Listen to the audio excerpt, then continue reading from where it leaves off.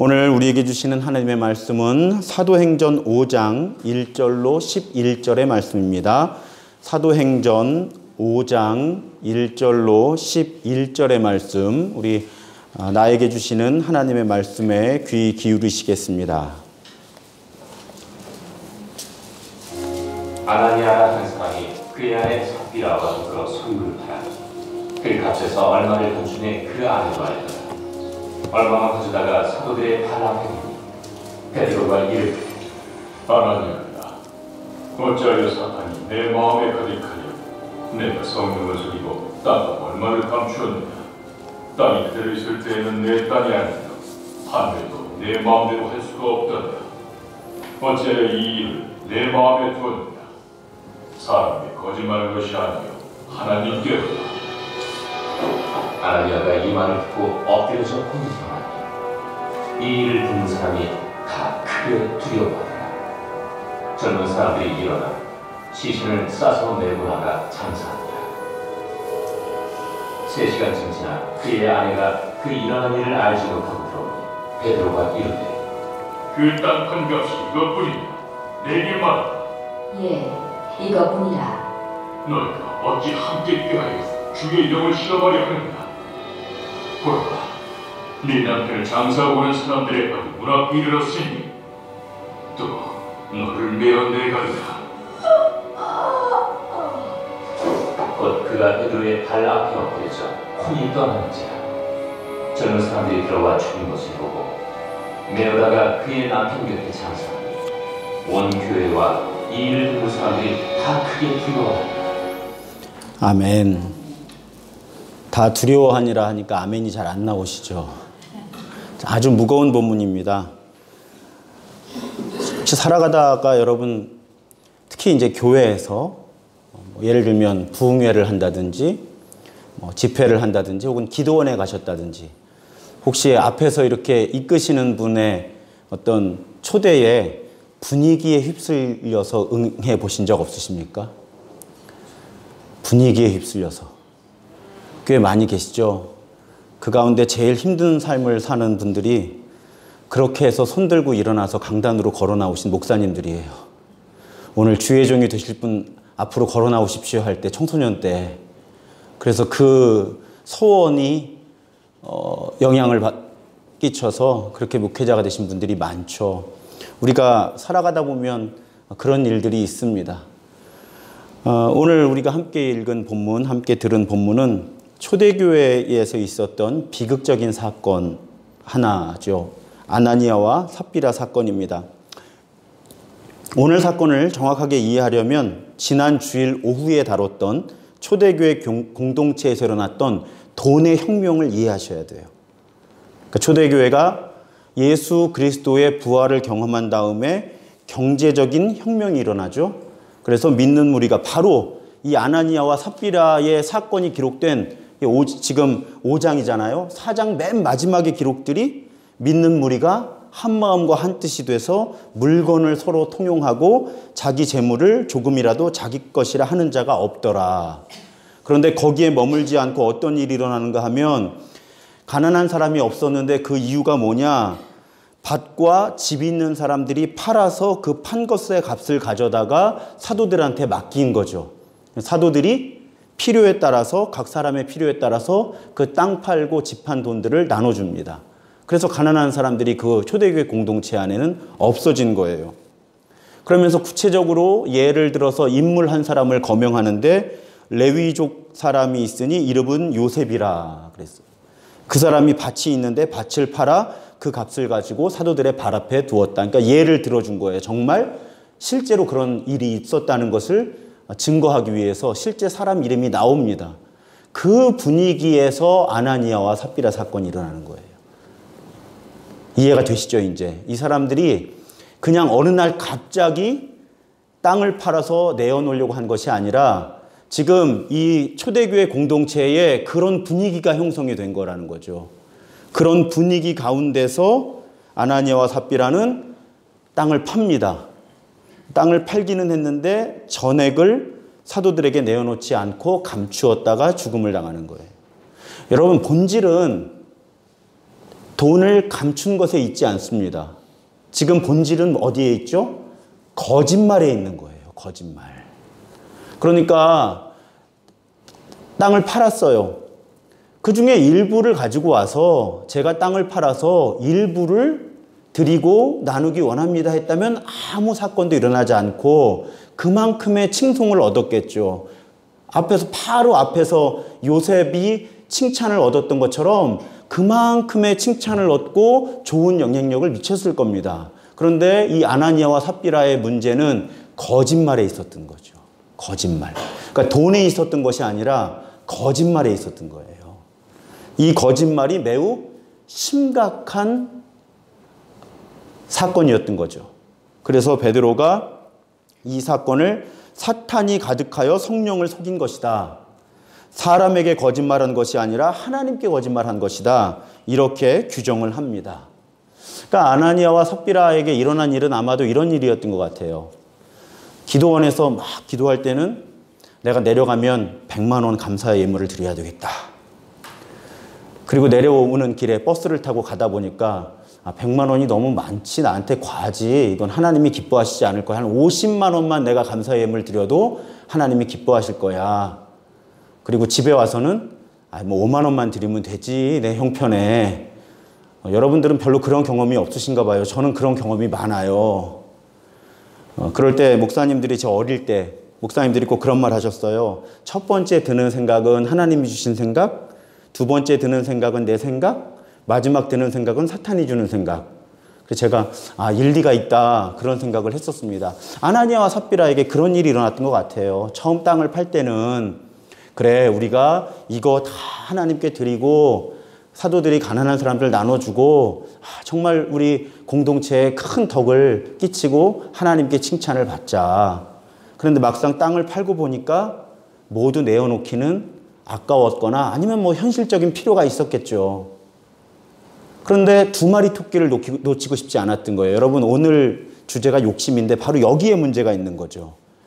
돈도 조금 챙겨야 되겠고 공동체에서 명예도 얻고 싶고 뭐 사도들한테 칭찬도 받고 싶고 그러니까 둘 중에 하나를 조금만 내려놓으면 되는 거죠.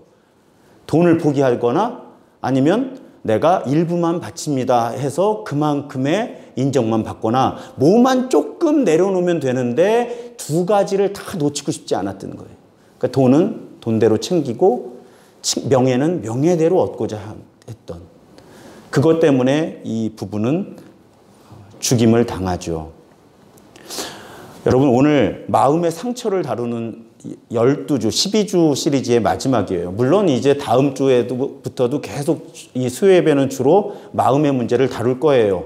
그런데 어쨌든 12가지 마음의 상처와 아픔을 다루는 시리즈 마지막에 왜 탐욕, 이 욕심이라는 주제가 나올까요? 아주 많은 경우에 우리가 상처를 받는 건 다른 누군가 때문이 아니라 나 자신의 욕심 때문이에요. 그래서 그것 때문에 마음의 상처를 다루는 12주제의 시리즈 가운데 마지막에 이 탐욕, 욕심의 주제가 나타나는 겁니다. 야고보서 1장에 그런 말씀이 있죠. 사람이 시험을 받을 때에 내가 하나님께 시험을 받는다 하지 말지니 하나님은 악에게 시험을 받지도 아니하시고 친히 아무도 시험하지 아니하시느니라. 오직 각 사람이 시험을 받는 것은 자기 욕심에 끌려 미혹됨이니 욕심이 잉태한 즉 죄를 낳고 죄가 장성한 즉 사망을 낳느니라. 아주 유명한 말씀이죠. 이 말씀은 두 가지를 분명히 알려줍니다. 하나는 우리는 내 욕심 때문에 시험을 당한다는 것. 두 번째는 욕심은 그 욕심에 머무르는 것이 아니라 파괴적인 연쇄 반응들을 일으켜서 결국 우리를 죽음으로 이끈다는 것이죠. 이 두 가지를 분명히 알려주십니다. 사탄은 바로 이 연쇄 반응의 맨 앞부분 욕심에 관심이 많은 거예요. 사탄은 우리 마음에 욕심을 가만히 얹어주죠. 그러면 알아서 우리가 죄를 짓고 멸망의 길로 나갑니다. 그것이 우리가 멸망하게 되는 원리죠. 왜 사탄이 그런 전략을 취하느냐? 욕심은 너무나 쉽게 합리화되기 때문이에요. 그래서 우리가 욕심이 문제라고 생각을 안 합니다. 특히 오늘날의 문화에서 욕심이 죄라고 생각하지 않게 되는 거예요. 욕심이 문제라고 생각하지 않는 거예요. 왜요? 온 세상이 욕심으로 가득 차 있거든요. 온 세상이 무엇인가를 조금 더 얻고 싶어하고 조금이라도 더 높아지고 싶어하는 생각으로 꽉 차 있어요. 오히려 욕심이 없는 사람을 책망하죠. 오히려 욕심이 없는 사람을 패자라 그래요. 루저라 그래요. 너는 왜 그렇게 야망이 없냐? 여러분, 야망과 욕심이 무엇이 다릅니까? 정말 종이 한 장 차이죠. 그래서 이 세상은 우리에게 야망을 가지라 그래요. 여러분, 솔직히 청소년, 청년들에게 꿈을 가져 할 때 그 꿈은 너무나 자주 욕심이에요. 그러니까 오늘날의 문화는 욕심을 조장합니다. 욕심을 갖지 않은 걸 오히려 무능한 것으로 간주하고 욕심을 갖지 않는 것을 오히려 잘못된 것으로 간주를 해요. 그래서 우리는 오히려 욕심을 갖는 것이 더 지혜로운 삶이라는 착각을 하게 되는 거예요. 그리고 그 욕심은 우리를 죄로 이끌고 죄는 우리를 사망으로 이끄는 것입니다. 읽기 싫어하는 성경들이 몇을 오늘 제가 몇 절 인용할 거예요. 우리가 별로 읽고 싶지 않은. 자, 디모데전서 6장 8절에서 10절을 보면 먹을 것과 입을 것이 있으면 그것으로 만족해야 된다. 그러나 부자가 되기를 원하는 사람은 유혹과 올무와 여러 가지 어리석고도 해로운 욕심에 떨어진다. 이런 것들은 사람을 파멸과 멸망에 빠뜨린다. 돈을 사랑하는 것이 모든 악의 뿌리다.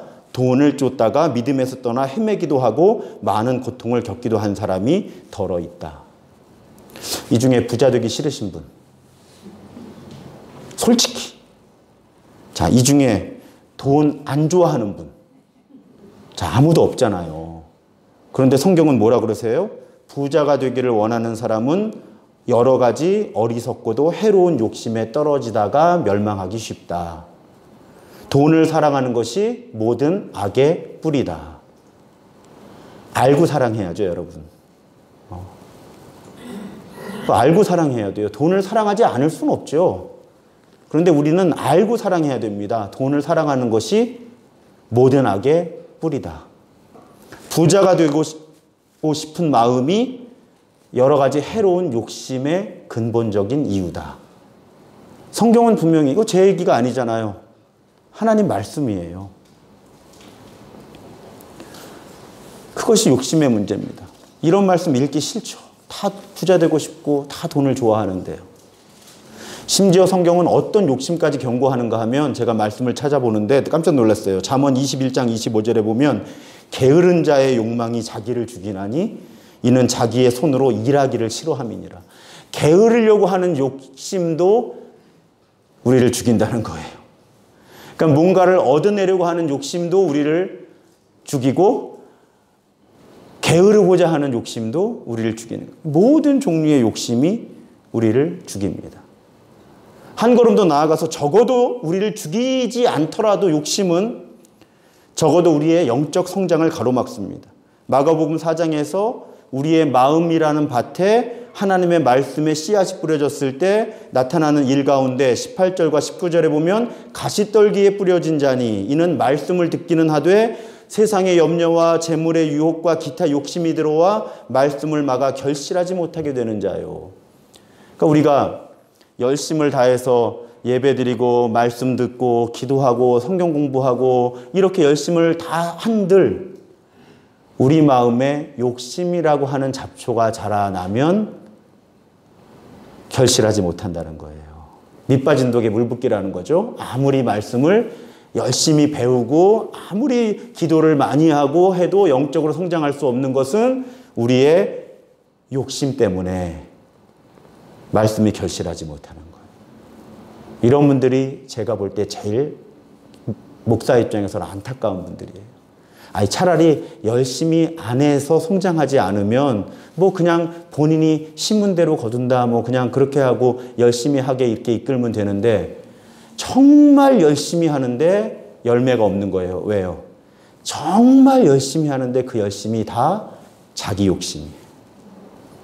그러니까 마음밭에서 하나님의 말씀과 자기 욕심이 함께 자라면서 말씀이 질식하는 거죠. 그러니까 더군다나 이런 분들이 분별력이 없으면 자기는 매우 훌륭한 사람이라고 생각하게 되는 거예요. 왜? 내가 이렇게 말씀을 사모하고 성경 공부도 열심히 하고 모든 훈련에 빠지지 않고 그러니까 나는 분명히 지금 영적으로 성장하고 있는 거야. 하나님께 칭찬받고 있는 거야 하는데 사실은 그분 안에서 말씀의 씨앗은 조금 자라다가 계속 잡초 때문에 질식해서 죽어가게 되는 것이죠.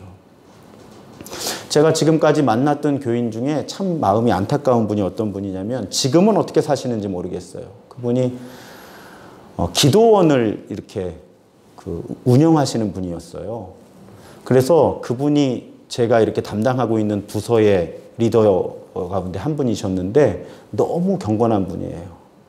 그래서 오히려 이분이 너무 경건하셔서 다른 분들하고 함께 뭐 MT를 간다든지 야유회를 간다든지 하면 이 갈등이 일어나요.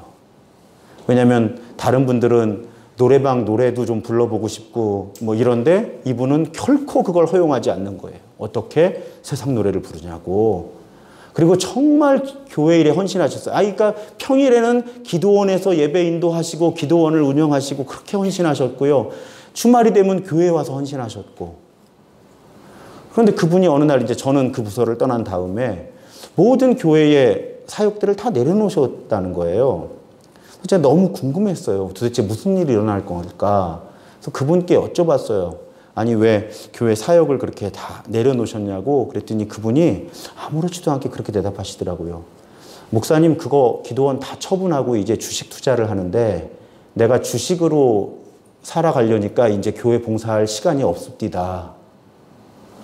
저는 그 순간에 받았던 그 충격파가 아직도 마음에 있어요. 과연 지금 이분이 더 복된 삶을 사는 건 아닌 것 같고요. 사람이 사는 방식이 이렇게 바뀔 수가 있나? 저는 웬만하면 여러분 주식 투자 안 하셨으면 좋겠어요. 복권도 사지 마세요. 아예 미국 연합감리교회는 교인들에게 복권 사는 것을 금해요. 정당한 노동을 통해서만 소득을 얻어라.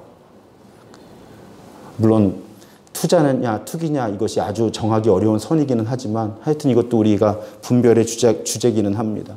따지고 보면 여러분 인류의 타락이 어디서 비롯됐죠? 아담과 하와가 선악과를 보고 어떻게 판단해요? 보암직도 하고 먹음직도 하고 지혜롭게 할 만큼 탐스럽기도 하고 결국은 욕심 때문에 인류는 타락한 거고요. 우리 한 사람 한 사람도 가장 취약하게 우리를 망치고 상처 주는 건 너무나 자연스럽게 우리 안에 있는 욕심이라는 것이죠. 한 걸음 더 나가서 욕심은 개인만 파괴하는 것이 아니라 공동체를 파괴하죠. 오늘 두 부부가 같이 죽잖아요. 혹시 이 집에 자녀들이 있었다면 어떻게 됐을까요? 가정 하나가 파괴된 거죠. 그렇죠? 그리고 당시의 가정은 그냥 핵가족이 아니라 적어도 3, 4대가 묶여있는 대가족이었고 확대가족이었기 때문에 그 가족에 큰 어려움이 있었을 겁니다. 잠언 28장 25절에 보면 이런 말씀이 있어요. 욕심이 많은 자는 다툼을 일으키나 여호와를 의지하는 자는 풍족하게 되느니라. 욕심이 많은 자는 다툼을 일으킨다. 욕심이 많은 사람은 다툼을 일으킨다.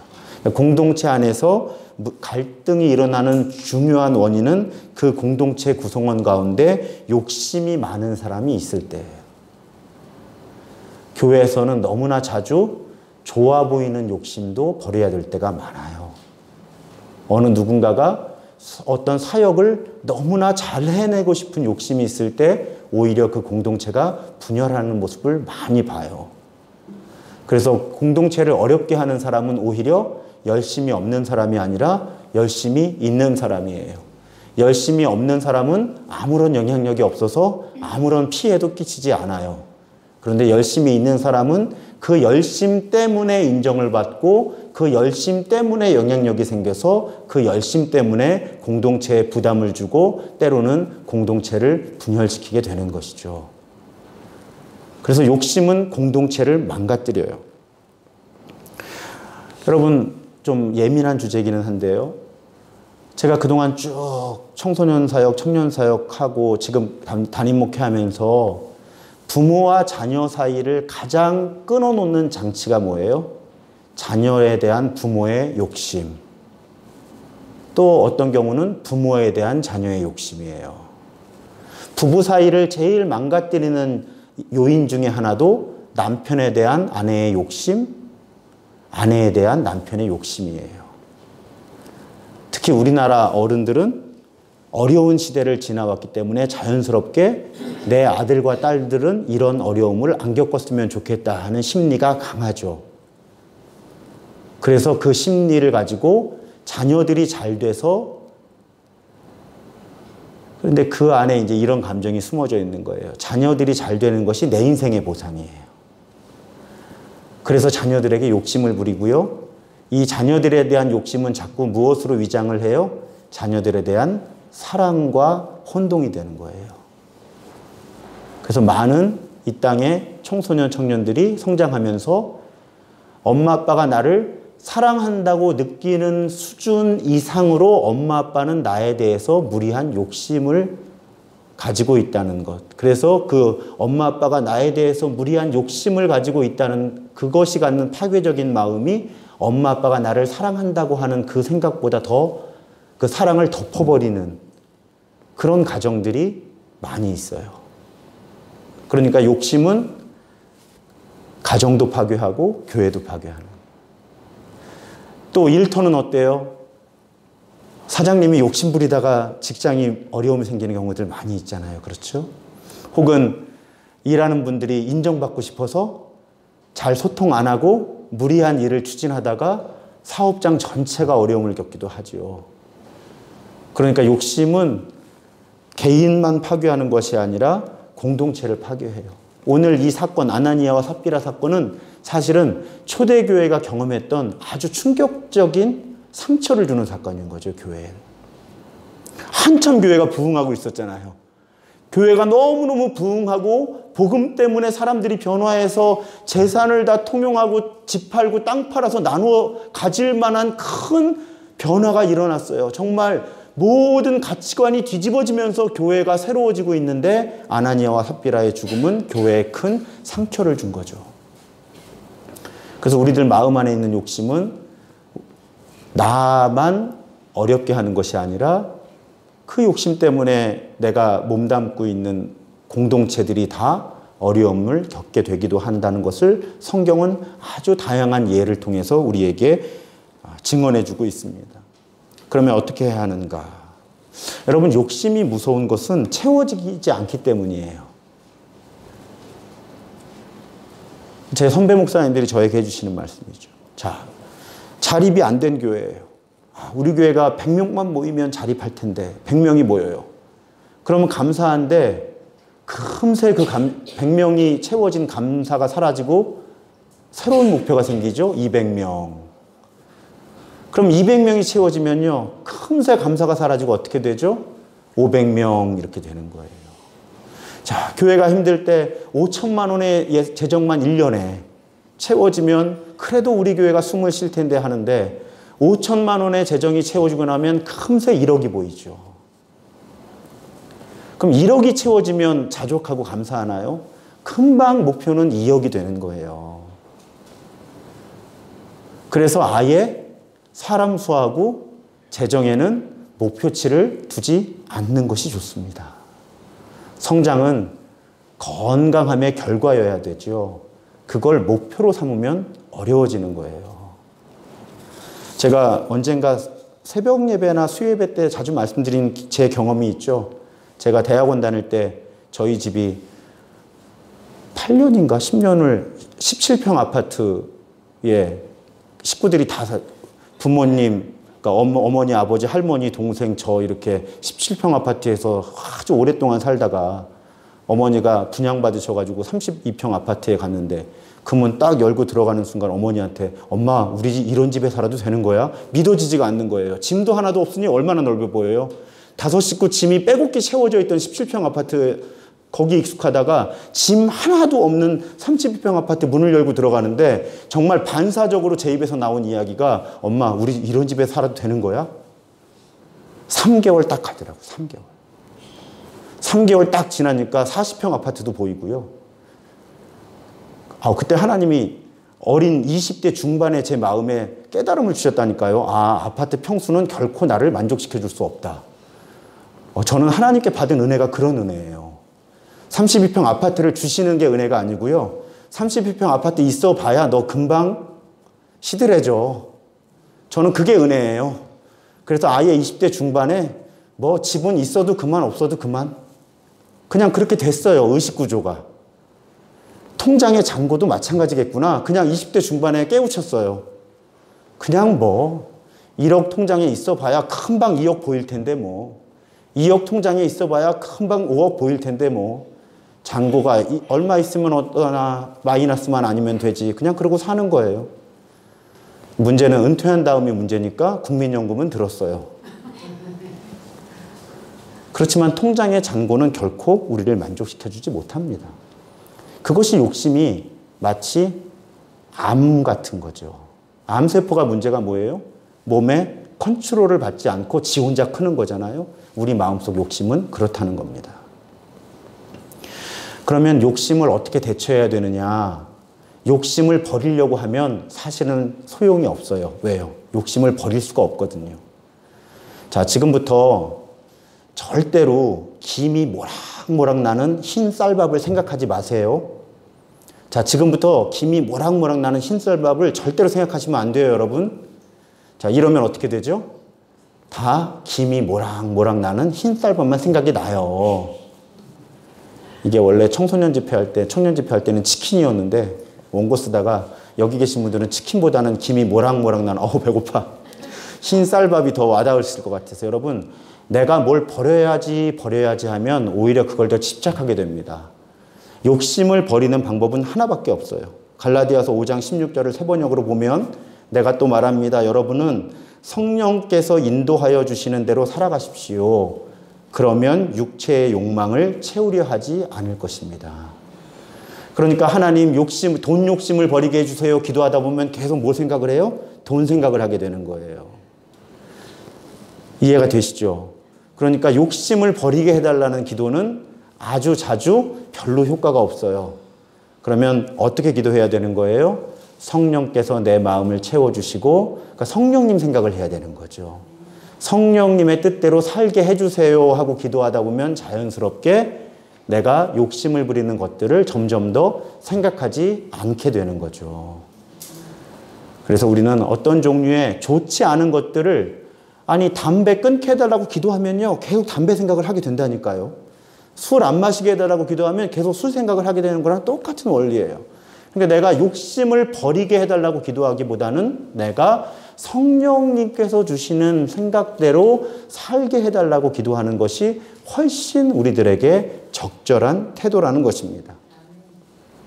사랑하는 여러분, 이제 12주의 마음의 치유 시리즈를 마치고요. 다음 주에도 비슷한 포맷으로 말씀을 전하긴 하겠지만 결국 우리가 우리의 상처를 직면하고 그 상처를 치유받는 아주 중요한 방법은 내 안에 계신 성령님께 집중하고 그 성령님께서 나를 고치시도록 자리를 내어드리는 것이에요. 내가 고칠 수 없거든요. 반복해서 말씀드리지만 의사 앞에서 중한 수술을 받을 때 우리는 어떻게 되죠? 마취를 당해요. 마취당한 사람이 뭘 해요? 아무것도 못해요. 그런데 우리가 아무것도 못해야 의사는 마음 놓고 수술을 해요. 제가 다음 주에 건강검진을 받을 건데 내시경을 할 때, 위내시경을 할 때 한동안 그 수면을 안 했었어요. 그런데 이제 왜 수면을 하기 시작했냐면 지난번 받을 때부터 제가 너무 괴로워하면 의사가 맘 놓고 내시경 검사를 못 하겠더라고요. 빨리 끝낼 것 같은 거예요. 그럼 누가 손해예요? 제가 손해인 거예요. 의사가 마음 놓고 쿡쿡 찔러야 깊은 데까지, 그리고 충분한 시간을 가지고 의사가 내시경을 봐야 이게 안 놓칠 거 아니에요. 근데 제가 계속 막 힘들어하고 구역질하고 못 참으면 의사도 사람인데 빨리 빼겠죠. 그래서 지혜롭게 내가 덜 힘들고 지혜롭게 의사도 편한 길은 내가 수면을 하는 거다. 그리고 지난번부터 수면을 하거든요. 우리가 힘을 뺄수록 의사는 많은 일을 할 수가 있어요. 하나님께서 우리를 만지시고 고치시고 치유하시고 새롭게 하시려면 우리가 힘을 빼야 돼요. 우리가 힘을 빼는 일은 내가 뭔가를 하려고 애쓰기보다는 성령님께 나를 맡기는 거예요. 그래서 여러분, 요즘에는 우리 교인들이 제가 안수할 때 큰 소리로 기도하는 걸 좋아하셔서 큰 소리로 기도하는데, 오늘은 저 입 소리 안 내고 기도할 테니까 여러분 그냥 기도 봐주세요. 본래 제 은사는 소리 안 내고 기도하는 거에 있어요. 그러니까 사실은 제가 여러분들이 좋아하셔서 할 수 없이 소리 내서 안수하긴 하는데, 시게 안수하는 거 좋아하시니까 시게 기도하고, 근데 사실은 여러분이 조금 손해보시는 거예요. 저는 소리를 안 내고 안수할 때가 훨씬 제가 가지고 하나님이 저에게 주신 은사가 발휘가 되고, 하나님이 저를 통해서 뭔가를 하시기가 좋고, 하나님이 여러분 안에서 뭔가를 하시기가 좋은 때거든요. 그러니까 오늘은 그냥 여러분도 많이 기도하지 마시고요. 안수 받으실 때는 그냥 가만히 계세요. 그냥 저도 가만히 있을 테니까. 그리고 그냥 하나님한테 맡기는 거예요. 하나님 뭐 하실 일 있으시면 지금 하세요. 이러고. 오늘은 그렇게 기도할 테니까 오해하지 마세요. 전 기도 안 하는 게 아니라 다른 방식으로 기도할 거고요. 오늘은 그냥 하나님께 맡기는 거예요. 여러분 각자 기도 제목 아는 만큼 제가 알고요. 여기 들어오기 전에 부탁받은 기도 제목도 다 알아요. 그러니까 제가 그 기도 제목 마음에 품고 저는 손만 얹고 있다가 그냥 예수님의 이름으로 기도합니다. 아멘 할 테니까 여러분도 자리에서 기도하실 때는 힘써 기도하시고요. 앞에 나와서도 기도하시다가 제가 손을 대면 그때는 힘 빼시고 그냥 하나님 뜻대로 내게 이루어 주십시오. 내 몸과 마음을 고쳐 주십시오 하는 그런 단순한 갈망으로 가만히 계시면 됩니다. 우리 찬양하고 기도하겠습니다. 주님 마음 내게 주소서. 방법 없습니다. 주님 마음으로 우리를 채워주시는 것 말고는 방법이 없어요. 그래서 그 찬양 부르고 우리 주여 3번 크게 부르짖고 기도하시겠습니다.